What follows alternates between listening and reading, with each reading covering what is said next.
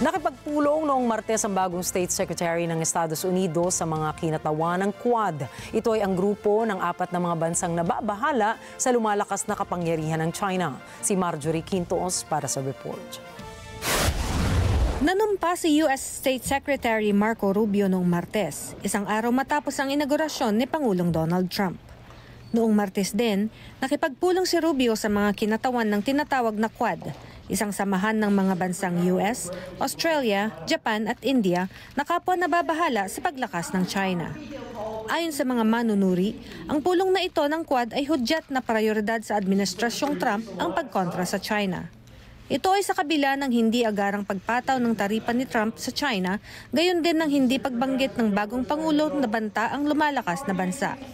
Ayon kay Australian Foreign Minister Penny Wong, ang imbitasyon sa Quad na dumalo sa inaugurasyon ni Trump ay nagpakita ng dedikasyon ukol sa malapit na relasyon ng US sa Indo-Pacific region. Ilang beses na ring nagpulong ang Quad kahit sa administrasyong Biden.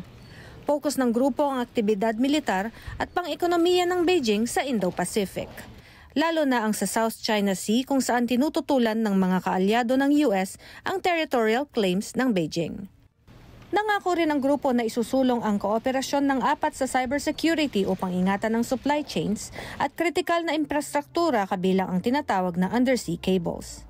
Para sa Australia, mahalaga ring tiyakin ang kumpiyansa sa Washington ukol sa malaking AUKUS defense project na nakadesenyo upang payagan ang Australia na magkaroon ng nuclear-powered attack submarines at iba pang advanced weapons tulad ng hypersonic missiles.